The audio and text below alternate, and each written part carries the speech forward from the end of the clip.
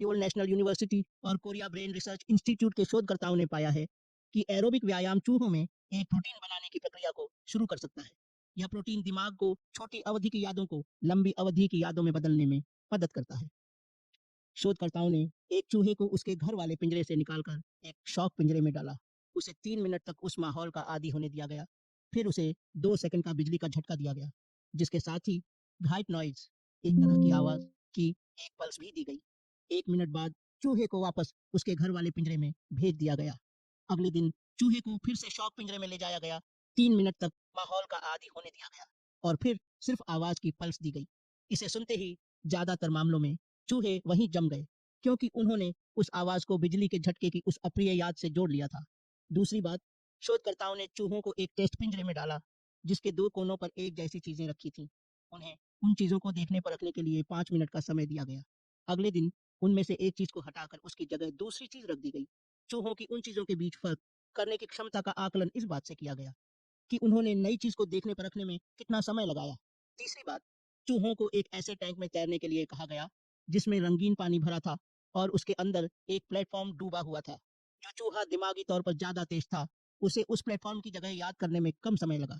पिछली रिसर्च से पता चला है कि अगर चूहों को दौड़ने वाला पहिया, रनिंग व्हील मिल जाए तो उन्हें उस पर खेलना बहुत पसंद होता है। इसलिए शोधकर्ताओं ने कुछ खास चूहों को 4 हफ्तों तक दौड़ने वाले पहिए का इस्तेमाल करने की सुविधा दी। इन चूहों को जेनेटिक इंजीनियरिंग के जरिए इस तरह से तैयार किया गया था कि वैज्ञानिक उनके कंकाल की मांसपेशियों में बनने वाले प्रोटीन पर आसानी से नजर रख सकें। प्रोटीन पर नजर रखने और पहिए पर लगे चक्कर गिनने वाले यंत्र, इवोल्यूशन काउंटर, से मिली जानकारी के आधार पर टीम ने पाया कि जिन चूहों ने व्यायाम किया था, उनका दिमागी प्रदर्शन उन चूहों की तुलना में कहीं बेहतर था जिन्हें दौड़ने वाला पहिया नहीं मिला था।